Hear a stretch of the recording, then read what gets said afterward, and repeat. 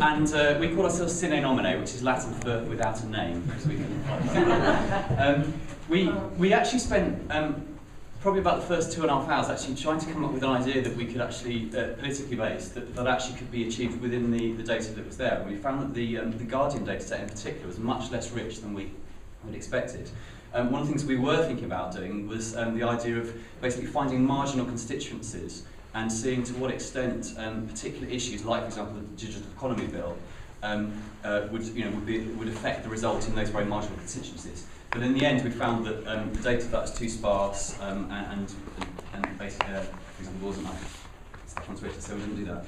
So what we decided to do in the end was basically an app which tried to predict the outcome of an election based on a range of things, such as, for example, where's the list that we had here? It's behind. Yeah. So things like the change in birth rate, or rather the age profile of the population, GDP particularly, gender and so on. And we wanted originally to do this by constituency, but again that wasn't available in the data. So the idea being that we would take the GDP and basically extrapolate that, and eventually, and we didn't get onto this, is to actually take all of the indicators together and use that to effectively come up with a prediction for the election. So on to the next. I just was going to say something about technology. So today we all heard about Raphael JavaScript library, and I never used it before, and I just decided to give it a go. And so yeah, in the last hour, this is what I came up with. So we were able to draft something. I also used JRaphael, which is the graph interface for Raphael. So basically. Hold on a second, it's not working properly.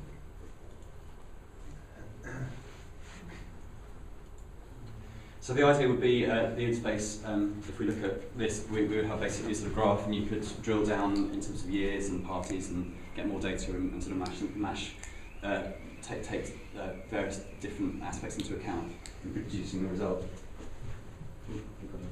Yes, and we call it the data set because often you hear the polls say, but what actually is the historical data, and how could that be explained? So yeah, that's the example of the web page that we actually built, and that's the graph being generated by JavaScript.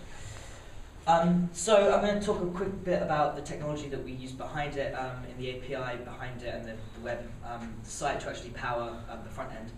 We use a coding ISO, which is a PHP framework, REST-based API.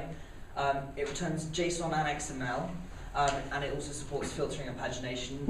I spent a lot of time making the API quite nice to work with, so you'll see if you wanted to say take that, put them in your visualization tools, you probably could, because you've got our data there too.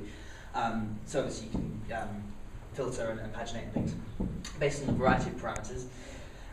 It also degrades gracefully, so if you've got no JavaScript enabled, you can see that. And where we have enough time, you'd also have a table that would appear with the data, which you could sort through. And we wish we could have implemented everything that we had. It's a real shame that we had limited time, because if we'd have had more time, we would have been able to really explore this and see what we could have done. And also, we also spent a lot of time earlier on setting up the infrastructure that we were going to develop with. So we used Mercurial. Probably why we ran out of time, oddly enough. Yeah, so when we were thinking of ideas, I got to setting this up. Now the code's on Bitbucket, so you can go over there and grab that if you're interested. Obviously, that's not the most recent version because I haven't got a chance to update it, merge it, pull it, and push it. I will do it at some point. And we use Memcache to cache the data. Our original plan was to use MongoDB, so we could be really scalable. The more data we added, it would just be able to scale. We could add demographics, we could add information if we wanted to. If we found another data source, we could just implement that in really easily. But we had problems setting that up earlier, so we reverted to MySQL. But the code, some of the code's in there for Mongo.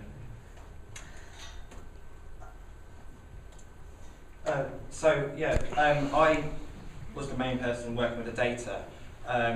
One of the problems we had, because we were using the Timetric data, was that each set of data had a different year range. So some will go from 1983 to 2007. and so on. So what we did was... It's not us. so It's government's fault, just for the record. Yeah, it's not his fault. So what we did was we worked out like the rate of inflation and such, and we created the data going backwards, back to 1950 for all the data sets we used, and then right up to 2010. And like Martin said, we used GDP, education gross value added to the country, unemployment figures, public versus private sector figures. And then once we had all this data, what we did was and so that took about 2.5 hours to get that data in and get it into the formats we wanted.